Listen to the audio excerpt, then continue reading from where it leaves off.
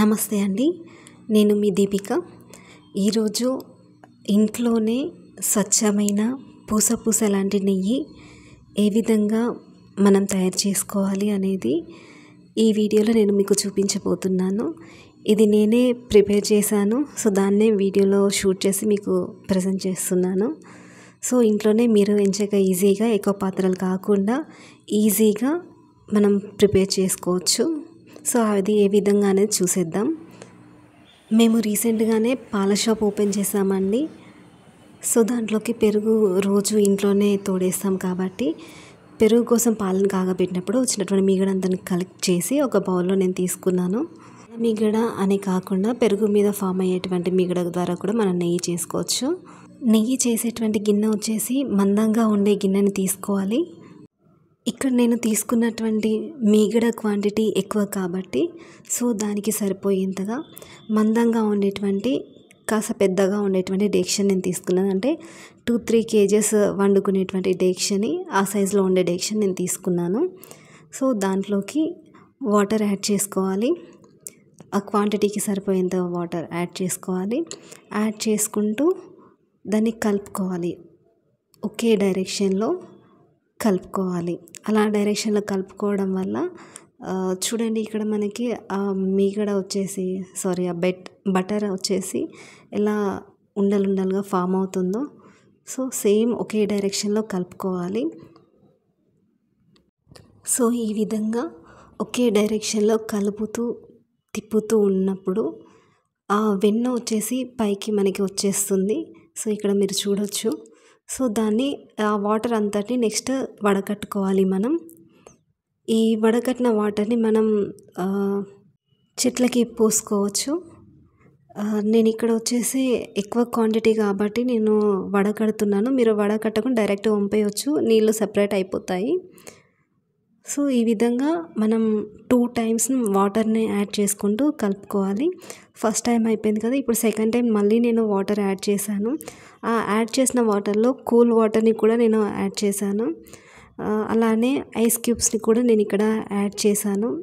ఈ విధంగా యాడ్ చేయడం వల్ల ఆ మీగడ అనేది ఆ బటర్, ఆ వెన్న వచ్చేసి కొంచెం గట్టి పడుతుంది. స్మూత్గా కొంచెం దగ్గరకు అవుతుంది అన్నట్లు. దానికోసమని ఇక్కడ మనం ఈ టెంపరేచర్లో మనం చేస్తున్నాము.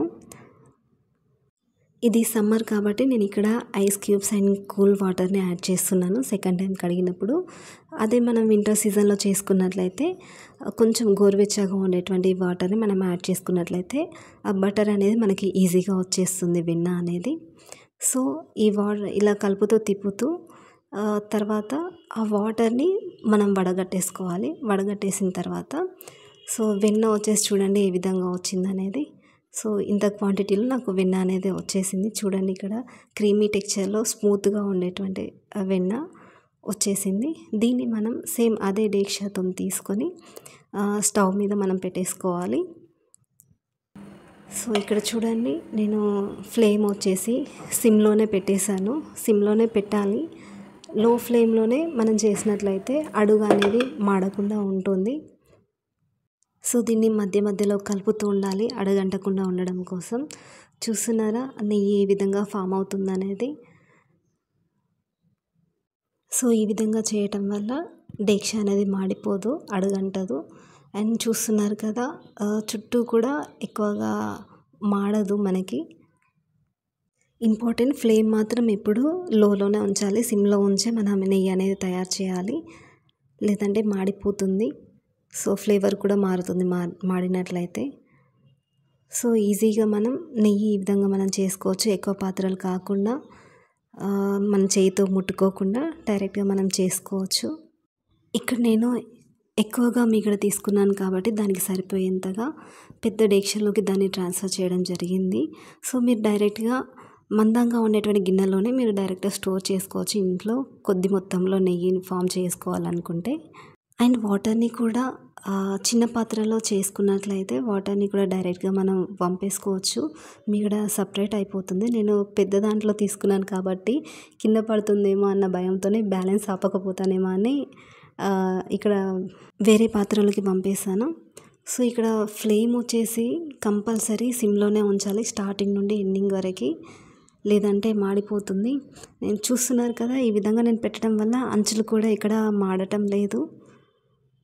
సో దాన్ని మధ్య మధ్యలో కలుపుతూ ఉండాలి అడుగు అంటకుండా. సో ఇందులోకి నేను కొన్ని మెంతుల్ని కూడా యాడ్ చేస్తున్నాను. ఈ విధంగా చేయడం వల్ల మంచి ఫ్లేవర్ అనేది ఉంటుంది, స్మెల్ కూడా చాలా బాగా వస్తుందండి. కొంతమంది తమలపాకులు కూడా యాడ్ చేస్తారు. సో మీకు అవి అవైలబుల్ ఉన్నట్లయితే అవైనా యాడ్ చేసుకోవచ్చు, అవి కానీ మెంతులు కానీ యాడ్ చేయొచ్చు. మంచి స్మెల్ వస్తుంది, ఫ్లేవర్ కూడా చాలా బాగుంటుంది. ఇది చేస్తున్నాను కదా, నాకైతే స్మెల్ అయితే మాత్రం చాలా బాగా వస్తుంది. ఇక్కడ మీరు చూస్తున్నారు కదా, అడుగు భాగంలో ఉన్నటువంటి ఆ పదార్థం ఏ విధంగా కలర్ చేంజ్ అయిందో. ఇలా థిక్గా బెల్లం కలర్లోకి ట్రాన్స్ఫార్మ్ అయిన తర్వాత మన స్టవ్ అనేది ఆఫ్ చేసుకోవాలి. చూస్తున్నారు కదా, డేక్ష అంచులు ఎక్కడ కూడా మాడలేదు. అదేవిధంగా డేక్ష అడుగు భాగంలో కూడా మనకి ఎక్కడ కూడా మాడలేదు, జస్ట్ ఆ పదార్థం మాత్రమే బెల్లం కలర్లోకి ట్రాన్స్ఫార్మ్ అయింది. నెక్స్ట్ దీన్ని మనం ఫిల్టర్ చేసుకోవాలండి. ఫిల్టర్ చేసుకొని ఆ పిప్పిని మొత్తం తీసేసుకోవాలి. చూస్తున్నారు కదా, నెయ్యి మనకి ఏ విధంగా ఉంది. ఇలా మనం తీసుకున్నటువంటి నెయ్యిని ఒక గ్లాస్ జార్లో స్టోర్ చేసుకోవాలి.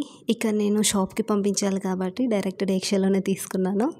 లోకల్లో ఉండేటువంటి గేదె పాలను ఎలాంటి కెమికల్స్, వాటర్ యాడ్ చేయకుండా డైరెక్ట్గా మేము షాప్కి తీసుకొస్తాము.